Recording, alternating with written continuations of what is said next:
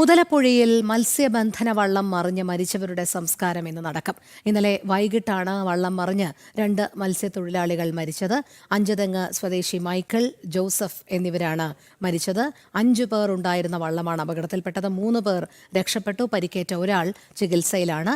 അഞ്ചുതെങ്ങ് സ്വദേശി അനുവിന്റെ ഉടമസ്ഥതയിലുള്ള കർമ്മല മാത എന്ന ചെറിയ വള്ളമാണ് മറിഞ്ഞത്. ശക്തമായ തിരയിൽപ്പെട്ടാണ് വള്ളം മറിഞ്ഞത്. അപകടം തുടർക്കഥയാകുന്നതോടെ പ്രതിഷേധവും ശക്തമാകുകയാണ്. ശ്രീനന്ദ ചേരുന്ന വിവരങ്ങളുമായി. ശ്രീനന്ദ, മുതലപ്പുഴയിൽ ഇത്തരത്തിൽ വള്ളം മറിഞ്ഞുണ്ടാകുന്ന അപകടങ്ങൾ ഒരു തുടർക്കഥയാകുകയാണ്. കഴിഞ്ഞ ദിവസമാണ് 5 പേർ സഞ്ചരിച്ച വള്ളം മറിഞ്ഞ് 2 മത്സ്യത്തൊഴിലാളികൾക്ക് ജീവൻ നഷ്ടമായത്. ഇന്ന് അവരുടെ 2 പേരുടെയും സംസ്കാര ചടങ്ങുകളാണ്. അതോടൊപ്പം തന്നെ വലിയ രീതിയിലുള്ള പ്രതിഷേധവും അലയടിക്കുന്നുണ്ടല്ലോ.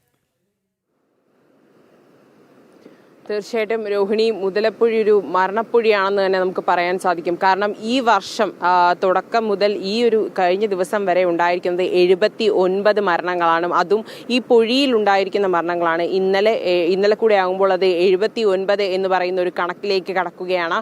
ഇന്നലെ കർമ്മലമാത എന്ന് പറയുന്ന ഒരു വള്ളമാണ് അപകടത്തിൽപ്പെട്ടത്. അതിലുണ്ടായിരുന്നത് 5 മത്സ്യത്തൊഴിലാളികളായിരുന്നു.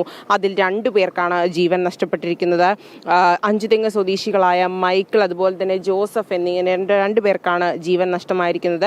ഇവരുടെ പോസ്റ്റ്മോർട്ടത്തിന് ശേഷം ഇന്ന് ഉച്ചയോടുകൂടി ഇവരുടെ മൃതശരീരം വീട്ടുകാർക്ക് നൽകുമെന്നാണ് നമുക്ക് മനസ്സിലാക്കാൻ സാധിക്കുന്നത്. എന്തായാലും കുറച്ച് കഴിഞ്ഞതിന് ശേഷം ഈ മുതലപ്പുഴി ഈ ഒരു ഭാഗത്തേക്ക് ആളുകൾ അഞ്ചുതെങ്ങ് സ്വദേശികളുടെ ഒരു സമരം, അല്ലെങ്കിൽ അവരതിനെ ഈ ഒരു മരണത്തിനെതിരെ അല്ലെങ്കിൽ ഈ ഒരു പ്രശ്നത്തിനെതിരെ പ്രതിഷേധിക്കുമെന്നാണ് നമുക്ക് മനസ്സിലാക്കാൻ സാധിക്കുന്നത്. എന്തായാലും കാരണം നിരവധി തവണ ഇവരുടെ പ്രതിഷേധങ്ങളൊക്കെ തന്നെ നടന്നിട്ടും യാതൊരുവിധ നടപടികളോ ഒന്നും തന്നെ സർക്കാരിൻ്റെ ഭാഗത്തു നിന്നും ഉണ്ടായിട്ടില്ല എന്നുള്ളതാണ് ഏറ്റവും നമ്മൾ എടുത്തു പറയേണ്ട ഒരു കാര്യം എന്ന് പറയുന്നത്.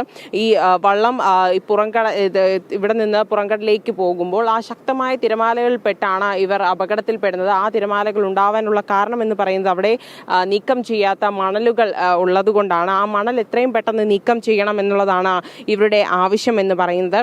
ഈ പ്രശ്നം പരിഹരിക്കാനായിട്ടാണ് ഇവിടെ കണ്ണൂർ അഴീക്കൽ തുറമുഖത്ത് നിന്നും മുതലപ്പുഴയിലേക്ക് ഒരു ഡ്രഡ്ജർ, ചന്ദ്രഗിരി എന്ന് പറയുന്ന ഒരു ഡ്രഡ്ജർ എത്തിച്ചത്. എന്നാൽ ഡ്രഡ്ജർ എത്തിച്ച് 3 മാസം പിന്നിട്ടിട്ടുകൂടി ഇതുവരെയും അതിൻ്റെ ഒരു സാങ്കേതിക തകരാർ, 5 ദിവസം പോലും ശരാശരി പ്രവർത്തിക്കാൻ കഴിയാത്ത ഒരു ഡ്രഡ്ജറാണ് ഇവിടെ എത്തിച്ചിരിക്കുന്നത് എന്നുള്ളതാണ് ഏറ്റവും കൂടുതൽ ഇവിടെയുള്ള മത്സ്യത്തൊഴിലാളികളെ വിഷമിപ്പിക്കുന്ന ഒരു കാര്യമെന്ന് പറയുന്നത്. മുതലപ്പുഴയിലെ ഇന്നത്തെ പ്രശ്നം നമുക്ക് കാണാൻ സാധിക്കുന്ന ആ ഒരു മണലാണ്. ആ ഒരു മണൽ നീക്കം ചെയ്യണം എന്നുള്ളതാണ് അവരുടെ ഏറ്റവും വലിയ ആവശ്യം എന്ന് പറയുന്നത്. കാരണം നാഷണൽ ഹൈവേ അതോറിറ്റിക്ക് ആവശ്യമായതും ഇതേ മണൽ തന്നെയാണ്. ഈ മണൽ എത്രയും പെട്ടെന്ന് നീക്കം ചെയ്യാനുള്ള നടപടികൾ എടുക്കുമെന്നാണ് ഹാർബർ എഞ്ചിനീയറിംഗ് വകുപ്പ് ഇപ്പോൾ വ്യക്തമാക്കിയിരിക്കുന്നത്. എന്തായാലും ഈ ഒരു പ്രശ്നം എത്രയും പെട്ടെന്ന് പരിഹരിക്കണം എന്നുള്ളതാണ് മത്സ്യത്തൊഴിലാളികളുടെ ആവശ്യം എന്ന് പറയുന്നത്.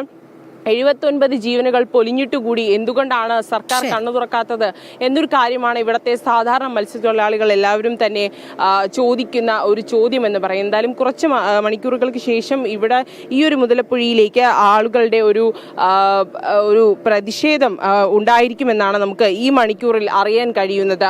രോഹിണി. ശരി, ശ്രീനന്ദയാണ് വിവരങ്ങൾ നൽകിയത്.